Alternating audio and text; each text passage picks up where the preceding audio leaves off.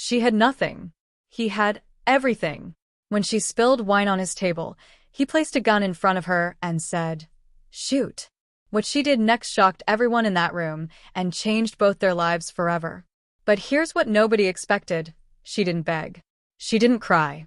She didn't apologize. Instead, she looked that billionaire straight in the eye and said something so bold, so fearless, that it brought a man who had destroyed 40 careers to his knees. This is a true story about courage. About a young woman who had every reason to stay silent, but chose to speak.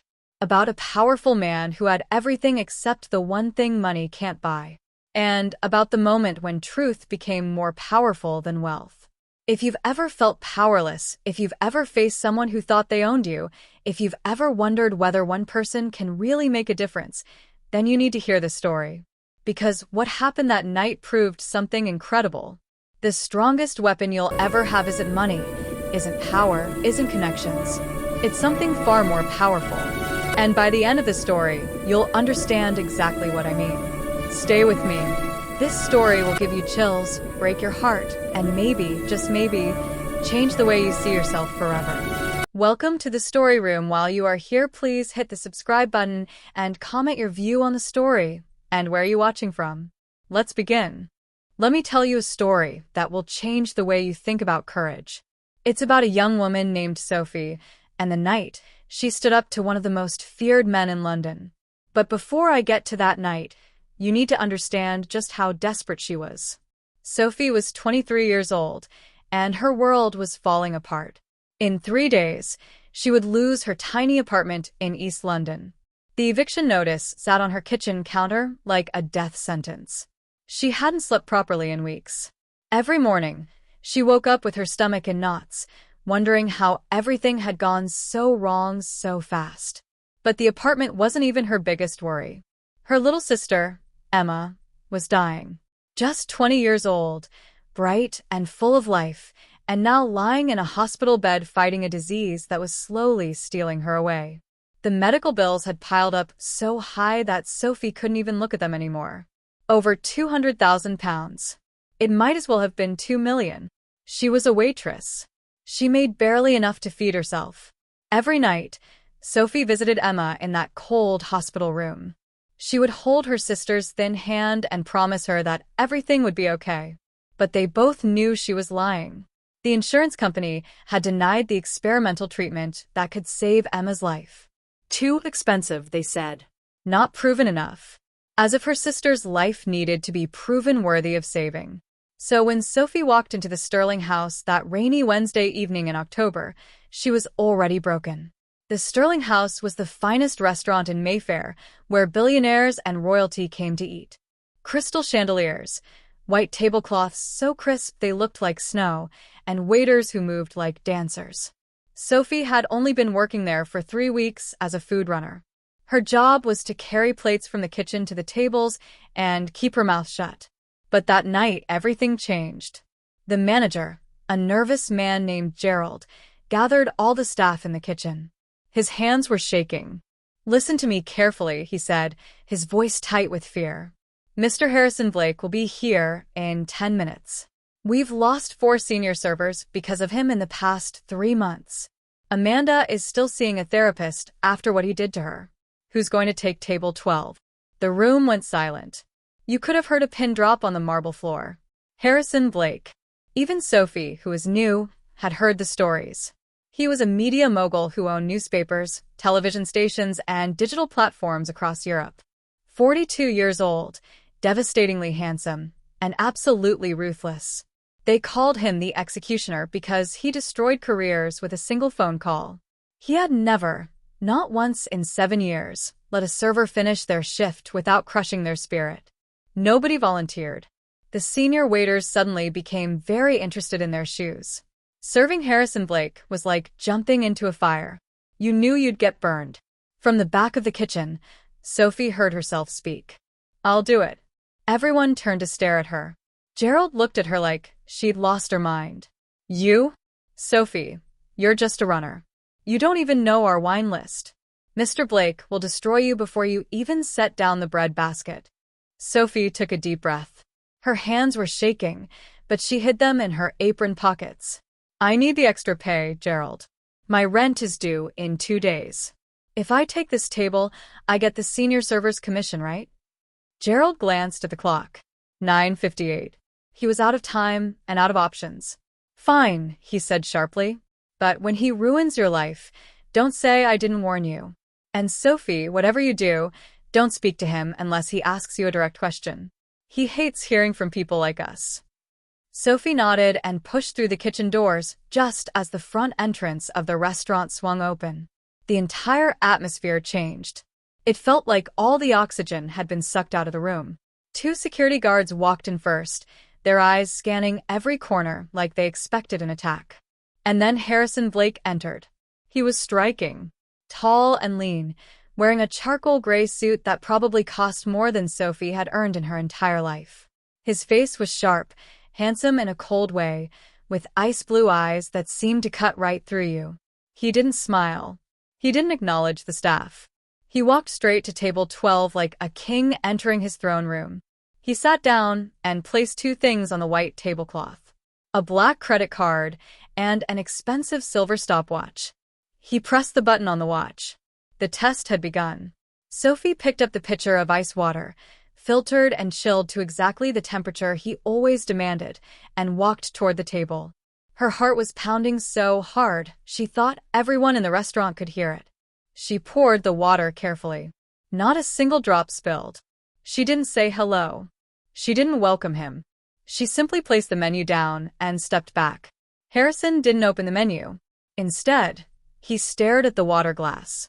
He lifted it, examined it for fingerprints or smudges, then set it down. 34 seconds, he said quietly. His voice was deep and cold as winter. Acceptable. Sophie felt a tiny wave of relief. Maybe she could survive this. But then Harrison spoke again. However, the ice cubes are square. I prefer spherical ice. It melts slower and doesn't dilute the water as quickly.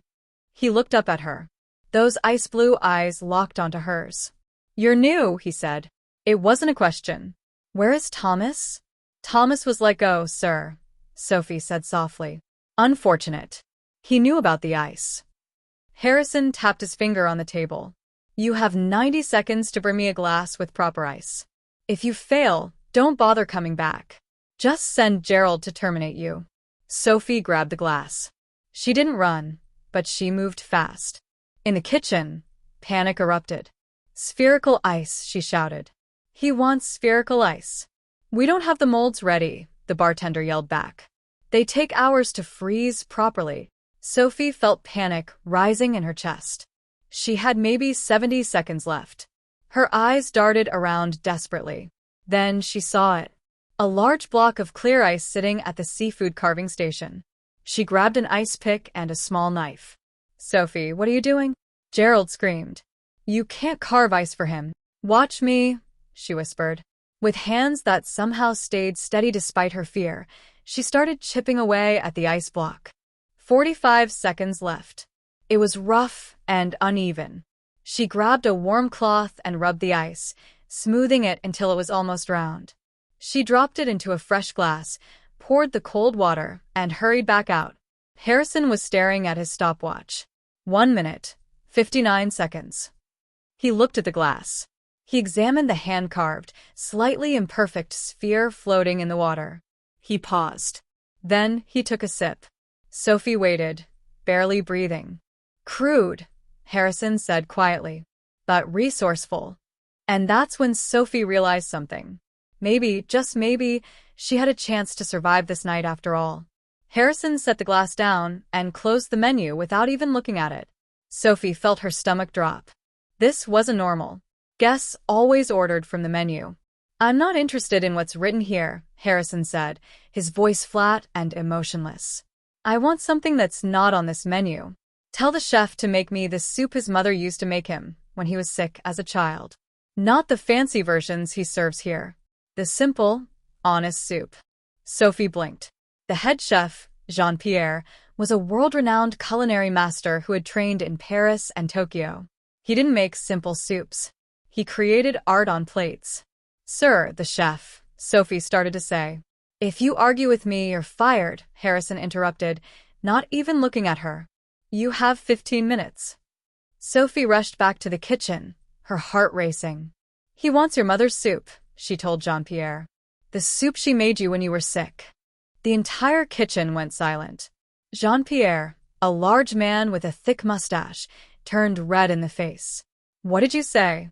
He doesn't want anything from the menu, Sophie explained, her words tumbling out fast. He specifically asked for the soup your mother made you. That is insulting, Jean-Pierre shouted. I am a master chef. I don't serve peasant food in a place like this. Jean-Pierre, please, Sophie said, stepping closer and lowering her voice. He knows. Somehow he knows about your mother's recipe. If we don't send it out, he'll ruin this restaurant. You know he has that power. Jean-Pierre slammed his knife on the cutting board. He looked at the clock, then back at Sophie. His face softened just a little. It is chicken broth with vegetables. Simple ingredients. Carrots, celery, onions, chicken stock. Nothing special. It is what poor people eat. Please make it, Sophie begged. For all of us. For the next 12 minutes, Sophie watched as the great chef Jean-Pierre made the simplest soup of his career. No fancy garnishes, no expensive ingredients. Just honest homemade cooking. When Sophie carried the bowl out to Harrison's table, her hands were shaking so badly she thought she might drop it. She placed it in front of him. Harrison stared at the golden broth. No decoration, he observed. Good. He picked up the silver spoon and took a sip. He held it in his mouth for a long moment. Sophie watched his face carefully. For just a split second, she saw something she didn't expect. Emotion. Pain. Memory. But it disappeared as quickly as it came. It lacks salt, Harrison said coldly. He pushed the bowl away. Take it away. It's terrible. Sophie felt anger flash through her body. She had watched Jean-Pierre make that soup. She had smelled it. It was perfect. And suddenly she knew something about Harrison Blake that he didn't realize she knew. She didn't take the bowl away. Sir, Sophie said quietly. Harrison looked up, his eyes narrowing dangerously. I told you to remove this. It doesn't lack salt, Sophie said. Her voice was steady, even though her heart was pounding like a drum. The entire restaurant seemed to freeze. Gerald, standing by the entrance, covered his face with his hands. This was it. The moment of destruction. Harrison turned his whole body toward her. Excuse me? It doesn't lack salt, Sophie repeated. You're using a silver spoon. Harrison said nothing. He just stared at her.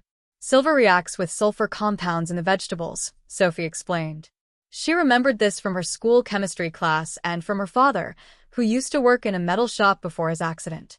It creates a metallic taste that makes you think there's not enough salt. You're not really tasting the soup properly, sir. You're tasting the spoon. The silence in the restaurant was deafening. A couple at a nearby table stopped eating. Everyone was watching.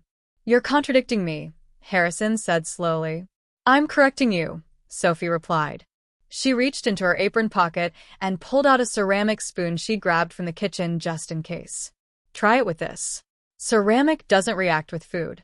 You'll taste the real flavor. She held the spoon out to him. It was a battle of wills. The billionaire versus the struggling waitress. Harrison stared at the spoon. Then he stared at Sophie's determined face. Slowly, he took the ceramic spoon from her hand. He dipped it into the soup and tasted it again. He stopped. His eyes closed. The flavor was completely different. Warm, comforting, perfect. Exactly like he remembered from childhood. He opened his eyes and looked at Sophie with a new kind of intensity. What's your name? Sophie. Sophie Hart. Sophie, he said, testing the name. You have a bold spirit. That can be dangerous. The truth is only dangerous to people who prefer lies, Sophie said, and immediately regretted it. Why did I say that? I'm definitely getting fired now. Harrison stared at her for what felt like forever. Then something incredible happened. He laughed. It was a short, rusty sound, like he'd forgotten how. Truth, he repeated. Interesting. He reached into his jacket and pulled out a business card. It was completely black with just a phone number printed in gold. I'm hosting a private business dinner this Saturday at my estate in Surrey. My usual staff is incompetent.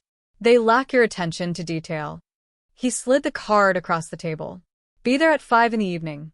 I'll pay you £8,000 for one night's work. Sophie's jaw dropped. £8,000? That would save her apartment. That would help pay some of Emma's medical bills. But, Harrison added, his voice dropping to a dangerous whisper, if you make one single mistake, if you speak out of turn like you just did, I won't just fire you. I'll make sure you never work in this city again. Do we understand each other? Sophie looked at the black card. She looked at the man who was known as the executioner. Every instinct told her to say no, to run far away. I'll be there, she heard herself say. The estate wasn't just a house. It was a fortress. Harrison Blake's home sat in the Surrey countryside, hidden behind ancient oak trees and high stone walls. They called it Blackwood Manor, and it looked like something from a Gothic novel. All dark stone and tall windows that seemed to watch you. Sophie's taxi driver refused to go past the massive iron gates. This is as far as I go, miss, he said nervously. Private property, beyond this point. Sophie got out, clutching her small bag. She was wearing her best black dress and simple shoes, but standing in front of those enormous gates, she felt like a child pretending to be an adult. She pressed the intercom button. Sophie Hart. I'm here for the dinner service. The gates silently swung open. No voice, no buzzer. Just the smooth movement of heavy metal. She walked up the long gravel driveway. The house loomed ahead, all shadows and sharp edges. When she reached the front door, a woman was waiting. She was around 60 years old, wearing a gray suit, her silver hair pulled back so tightly it looked painful. You're late, the woman said sharply. By 3 minutes. The gate was, Sophie started. Mr. Blake values punctuality above all else, the woman interrupted. I'm Mrs. Crawford. Follow me. Sophie stepped inside. The entrance hall was cold, not just in temperature, but in feeling. Dark wood floors, portraits of stern-faced people on the walls, and a massive chandelier that cast shadows instead of light. Your phone, Mrs. Crawford said, holding out a locked box. No devices are allowed during Mr. Blake's private events. You signed a non-disclosure agreement electronically when you accepted this job. Sophie hesitated. Her phone was her only connection to the outside world. To Emma, who was in the hospital. What if there's an emergency? £8,000, Miss Hart, Mrs. Crawford said coldly. That's the price of privacy. Sophie dropped her phone into the box. It felt like cutting off her lifeline. Mrs. Crawford led her through hallways lined with expensive art. They passed a room filled with computer screens showing security camera feeds from every corner of the estate. Sophie shivered. They arrived at a large kitchen. Mrs. Crawford turned to face her. Let me be clear about tonight.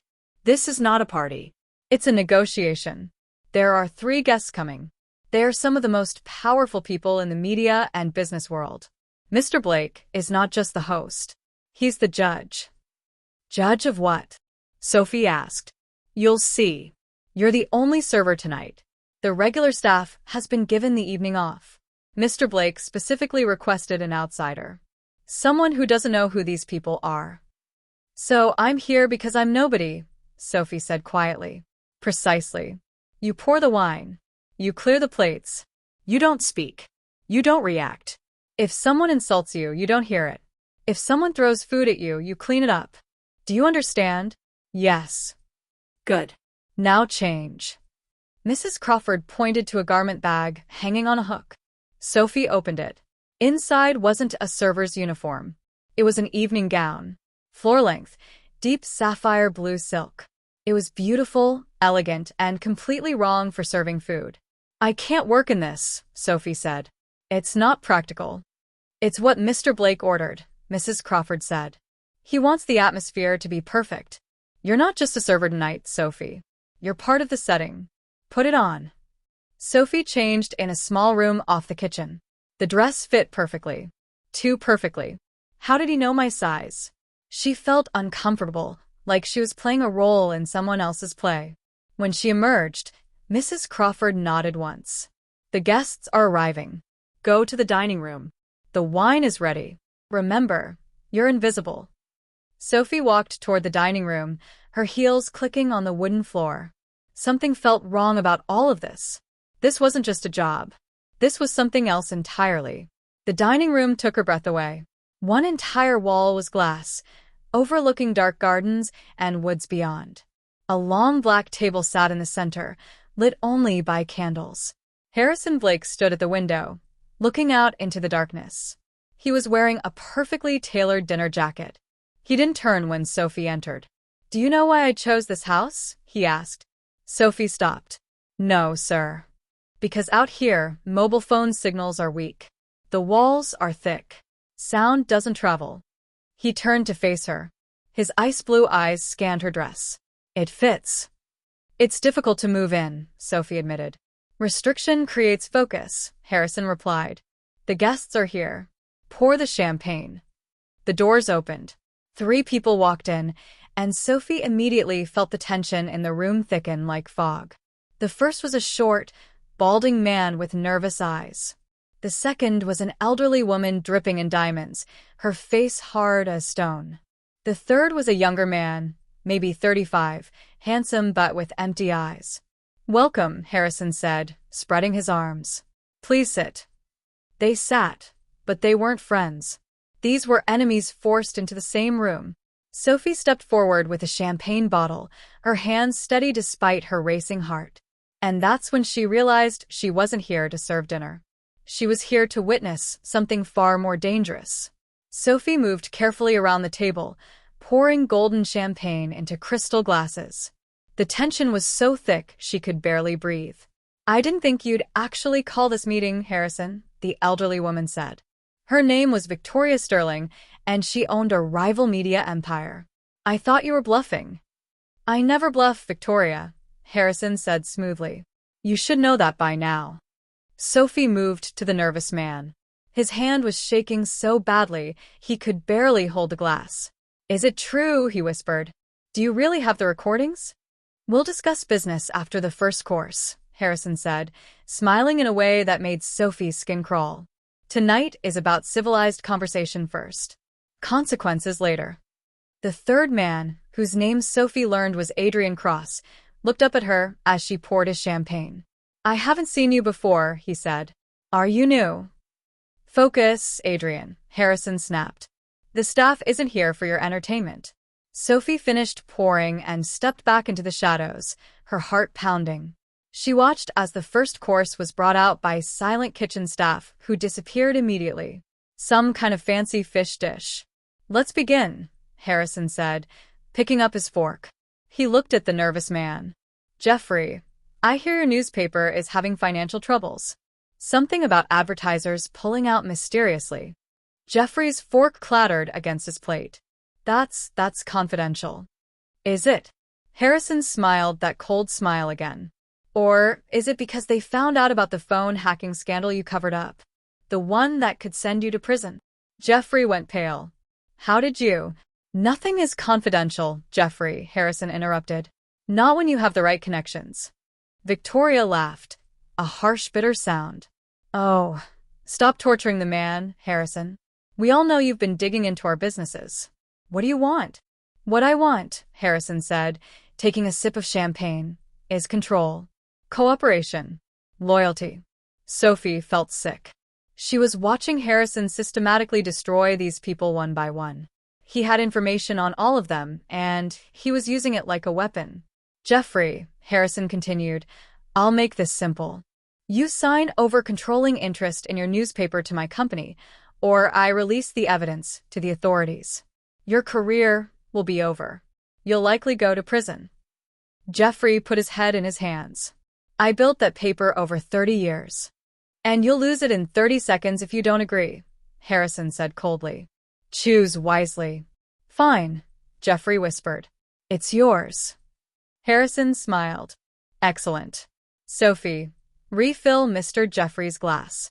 He looks thirsty." Sophie approached with shaking hands. She poured more champagne, trying to stay invisible, trying not to think about what she was witnessing. Then Harrison turned his attention to Victoria. "Now, Victoria, Let's talk about your son. Victoria's entire body went rigid.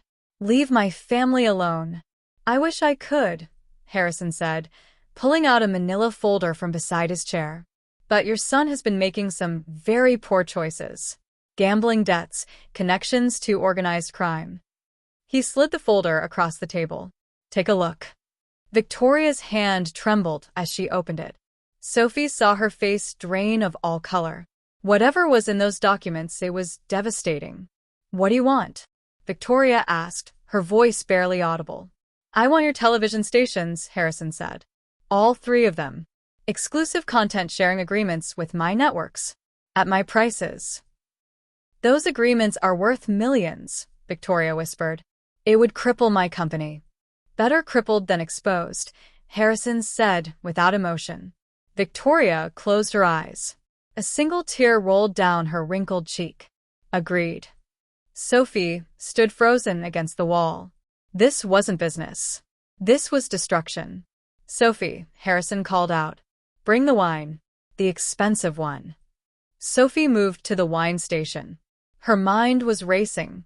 She was trapped here, witnessing crimes, watching people's lives being destroyed. And she was being paid to serve drinks while it happened. She picked up the bottle, some ridiculously expensive French wine she couldn't even pronounce. As she approached Harrison's glass, her hands started shaking. Not from fear, but from disgust. A single drop of red wine splashed onto the white tablecloth. The entire room went silent. Jeffrey looked up. Victoria opened her eyes. Adrian held his breath. Harrison stared at the red stain. It was tiny, no bigger than a coin, but it looked like blood on the pure white fabric. He slowly looked up at Sophie. You spilled. I'm sorry, sir, Sophie said, her voice trembling. It was an accident. I don't believe in accidents, Harrison said quietly, standing up. I believe in carelessness. He walked around the table until he was standing directly in front of her. She could feel the heat from his body, smell his expensive cologne. Her heart was hammering against her ribs. You've seen a lot tonight, Sophie, he said softly, so only she could hear. You've watched powerful people break. You've learned secrets that could destroy entire companies. He leaned closer to her ear. And now you've stained my table. He reached into his jacket pocket. Sophie's heart stopped. What was he reaching for? He pulled out something black and metal. Sophie gasped and stumbled backward. Jeffrey screamed. Victoria covered her mouth. Harrison placed the object on the table. It looked like a gun. The stain must be removed, Harrison said, his voice eerily calm. Pick it up. No, Sophie whispered. Pick it up, Harrison commanded, his voice rising. Pointed at the stain. Destroy the imperfection. Sophie looked at the gun. She looked at the tiny wine stain. She looked at Harrison's face. This was insane. This was a test, but she didn't understand what he wanted. Her father had worked in security before his accident. She knew guns. And as she stared at this one, something seemed wrong. The weight looked off. The barrel was too thick. The balance was strange. She picked up the weapon slowly. Everyone in the room held their breath. And then Sophie did something unexpected. She lowered it. No, she said firmly. Shoot the stain or you don't get paid, Harrison threatened. No, Sophie repeated. She placed the object back on the table. Because this isn't a gun. It's a lighter. Silence. What? Jeffrey blinked. Sophie picked it up again and pointed it at the nearest candle. She pulled the trigger. A small flame shot out of the barrel. It was a novelty lighter shaped like a gun. For a moment, nobody moved. Nobody breathed. The room was frozen in time. Then Harrison Blake did something Sophie had never seen him do. He threw his head back and laughed. Not the cold, rusty laugh from the restaurant, but a real, genuine laugh that echoed off the walls. Brilliant, he shouted, clapping his hands together. Absolutely brilliant. He turned to his 3 terrified guests. You see? You 3 are cowards. You saw a gun because you expected violence. You expected fear. She saw the truth because she actually looked. She paid attention. He walked over to Sophie and took the lighter from her hand. You passed, he said quietly so only she could hear. Past what? Sophie asked, her legs feeling weak. The real test, Harrison said. The soup was your resume. The dinner tonight was the examination. And you, Sophie Hart, are the first person in 7 years who hasn't flinched when it mattered. He turned back to the table. All of you get out. Our business is done. My lawyers will contact you tomorrow with the contracts. Jeffrey, Victoria, and Adrian practically ran from the room, desperate to escape. Sophie stood alone in the dining room with Harrison Blake. The candles flickered. The silence was heavy. What happens now? Sophie asked, her voice barely a whisper. Harrison poured himself a glass of wine, completely unbothered by the stain on the tablecloth. Now I tell you the real reason you're here. He turned to face her, and for the first time, his mask slipped. She saw something in his eyes. Pain. Loneliness. Desperation. I know about your sister, he said softly. Emma. 20 years old. Rare autoimmune disease. The medical bills are over £200,000, and the insurance won't cover the treatment that could save her life. Sophie felt her blood run cold. How do you know about Emma? I know everything, Sophie, Harrison said, moving closer. And I'm going to make you an offer. I'll pay for everything. The best doctors in the world. Treatment at the specialist clinic in Switzerland. Experimental therapies. Whatever it takes to save her life. Sophie's heart was pounding so hard she thought it might burst. What do you want in return? Harrison looked out at the dark gardens. I need a wife. Sophie blinked. A what? A wife, Harrison repeated, turning back to her. Not a real one. A business arrangement. My grandfather left a clause in his will. To take full control of the Blake Media Corporation, I must be married. A stable family man, he called it. The board members you saw tonight are trying to take the company from me. If I'm married, they can't. Why me? Sophie asked. You could marry anyone. Someone rich. Someone famous. I can't marry an insider, Harrison interrupted. Victoria would sell my secrets. Jeffrey would sabotage my projects. Adrian would betray me for money. I need someone who has no connections to my world. Someone who owes me everything. He pulled a thick document from his jacket. 1-year contract. You play the role of devoted fiancé, then wife. You live in my penthouse in London. You attend events. You smile for cameras. In return, I pay Emma's medical bills immediately. She gets transferred to the best hospital tomorrow. And at the end of the year, you walk away with £3 million. Sophie felt dizzy. £3 million. It was impossible to imagine. But Emma, sweet, kind Emma, who was dying in a hospital bed. She could be saved. What are the rules? Sophie asked. Simple, Harrison said. Complete loyalty. You tell no one the truth. Not even Emma. And no romance. This is a business merger, not a love story. We share space, not intimacy. He checked his watch. If you say no, you go back to your life. Back to poverty. Back to watching Emma fade away. If you say yes, everything changes. It wasn't really a choice at all. Sophie picked up the pen sitting next to the contract. I have one condition, she said. Harrison raised an eyebrow. You're not in a position to negotiate. I'm not your property, Sophie said, her voice steady despite her shaking hands.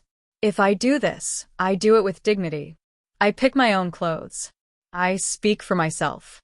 If you treat me like a servant in public, I walk away. Deal or no deal? Harrison studied her face. He looked at the fire in her eyes, the strength in her spine. For the first time in years, he looked almost impressed. Agreed, he said. Sophie signed the paper.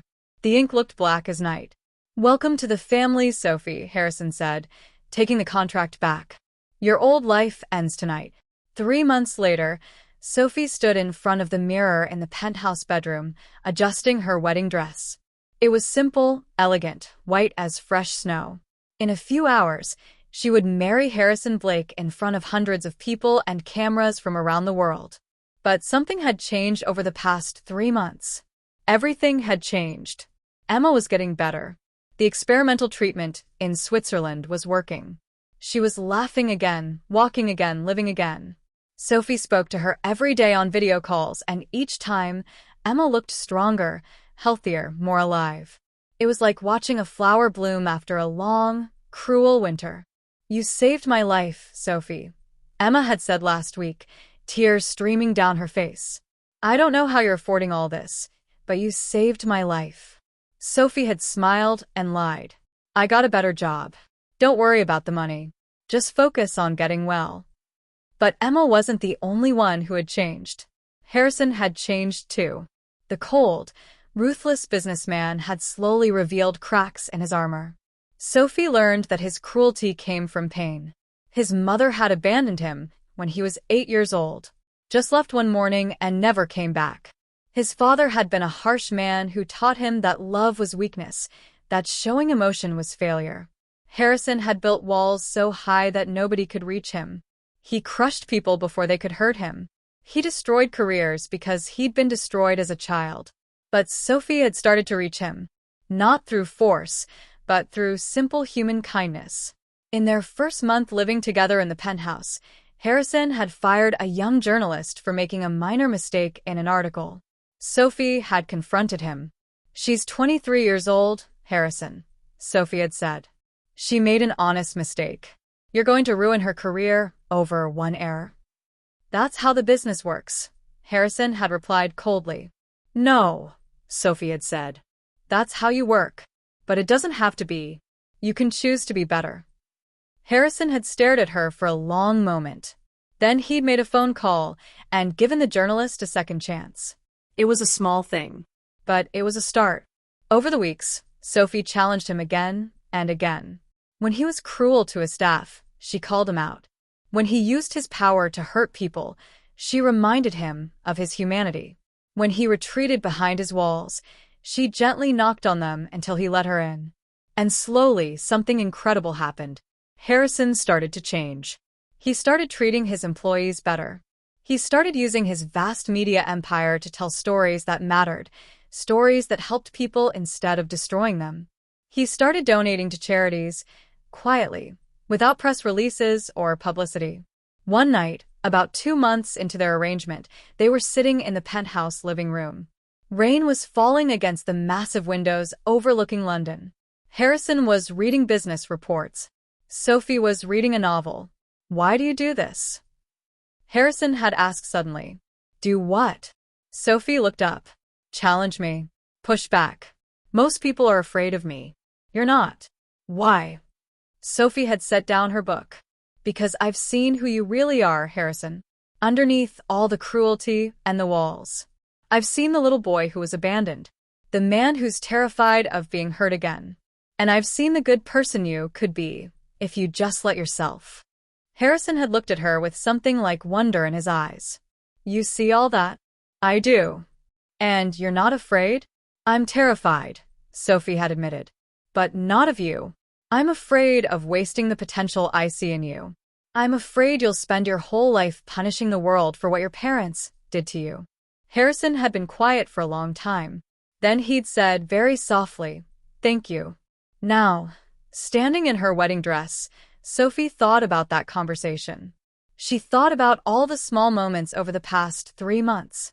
The times Harrison had smiled at her jokes. The times he'd asked about Emma with genuine concern. The times he'd let his guard down and shown her his real self. The man she'd met 3 months ago was a destroyer. The man she was about to marry was becoming something else. Something better. There was a knock on the door. "Come in," Sophie said.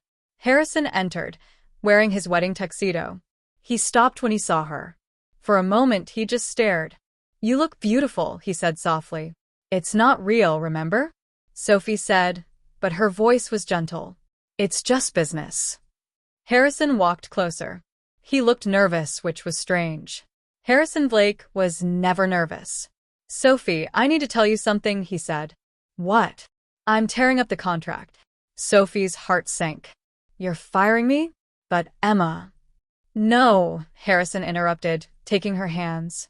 "I'm tearing it up because I don't want a fake marriage anymore. I want a real one." Sophie's breath caught in her throat. "I want a partner who challenges me," Harrison continued, his voice thick with emotion. I want the woman who saw through my tests and called me out on my cruelty. I want the person who made me believe I could be better than the broken man my father created. He looked into her eyes.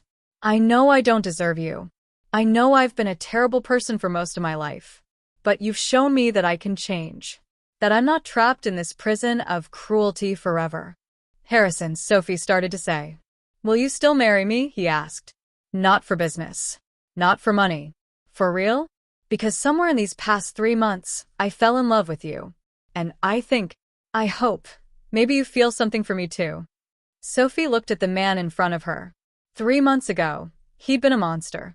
Cold, cruel, destructive. But she'd seen him transform. She'd watched him struggle against his demons and win. She'd seen him choose kindness over cruelty, again and again. And somewhere along the way, she'd fallen in love with him too. I have one condition, she said, a smile playing on her lips. Anything, Harrison said. You stop tearing people down and start building them up. Use your power for good, Harrison. Help people instead of hurting them. Use your media empire to tell the truth, to shine light on injustice, to give voices to people who have none. Harrison smiled. A real, warm smile that reached his eyes. Deal. Then yes, Sophie said. I'll marry you. For real. Harrison pulled her close and kissed her. It was gentle and honest, full of promise and hope. The ceremony was beautiful.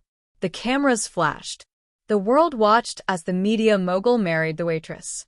Newspapers called it a fairy tale, a modern Cinderella story. But only Sophie and Harrison knew the real story. How a struggling server had saved not just her sister's life, but the soul of a man who'd forgotten how to be human. 2 years later, Sophie sat in a small cafe in East London, the same neighborhood where she'd lived in that tiny apartment.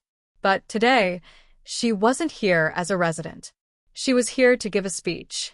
Emma sat in the front row, healthy and glowing, back in university studying to be a doctor.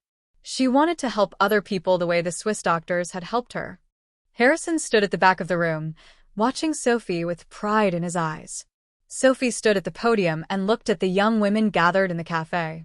They were all servers, cleaners, shop workers. All struggling. All working multiple jobs. All wondering if things would ever get better. I want to tell you something important, Sophie said. 2 years ago, I was exactly where you are. Broke. Desperate. Afraid. I thought my life would never change. I thought I'd always be powerless. She paused. But I learned something that changed everything. The most powerful thing you can do is stay true to yourself. Even when facing giants. Even when the world tells you you're nobody. I didn't have money or status, Sophie continued. But I had something more valuable. Integrity. Courage. The wisdom to see beyond the surface. I had the strength to speak the truth, even when it was dangerous. She looked around the room. Real strength isn't about power or wealth. It's about standing up for what's right, even when you have everything to lose. It's about treating people with dignity, even when they don't treat you the same way. It's about believing in your own worth, even when the world says you're worthless. The young women in the room leaned forward, hanging on every word. This scholarship program, Sophie said, gesturing to the papers on the table, is funded by the Harrison Blake Foundation. It will help 100 young women every year get education, job training, and support. Because everyone deserves a chance. Everyone deserves to be seen. After the speech, a young woman approached Sophie. She couldn't have been more than 21, with tired eyes that reminded Sophie of herself 2 years ago. Miss Hart. I mean, Mrs. Blake, the girl said nervously. Can I ask you something? Of course. And call me Sophie. How did you do it? How did you stay brave when you were so scared? Sophie thought for a moment. I didn't stop being scared, she said honestly. I was terrified. But I realized that courage isn't the absence of fear. It's choosing to do the right thing despite the fear. It's believing that you matter, even when everyone tells you you don't. The girl nodded, tears in her eyes. Thank you. Sophie watched her walk away and felt Harrison's hand slip into hers. You're changing lives, he said softly. We're changing lives. Sophie corrected. You're not the same man you were 2 years ago, Harrison. No, he agreed. I'm not. Because you showed me who I could be. They walked out of the cafe hand in hand. The London rain had stopped, and sunlight was breaking through the clouds. Sophie thought about how far she'd come. From a desperate waitress spilling wine at a fancy restaurant to a woman who'd changed a billionaire's heart and started a foundation to help others. But the real miracle wasn't the money or the success. The real miracle was the transformation. Two broken people had found each other and became whole. Harrison had learned that power without compassion is just cruelty. Sophie had learned that she was never powerless, even when she had nothing. Together, they'd learned the most important lesson of all, that the strongest weapon you have isn't money or power. It's the truth. It's kindness. It's courage. It's choosing to see the humanity in others, even when they've forgotten it themselves. Sometimes the most powerful thing you can do is simply refuse to be broken. Refuse to give up. Refuse to let the world convince you that you don't matter. Because you do matter. Your voice matters. Your courage matters. Your truth matters. Sophie had walked into Harrison Blake's life with nothing but honesty and a brave heart. And she'd changed everything. That's the story I wanted to share with you today.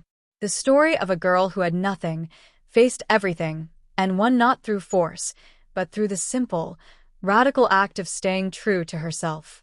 Remember this: you are stronger than you know, braver than you believe, and more powerful than anyone who tries to make you feel small.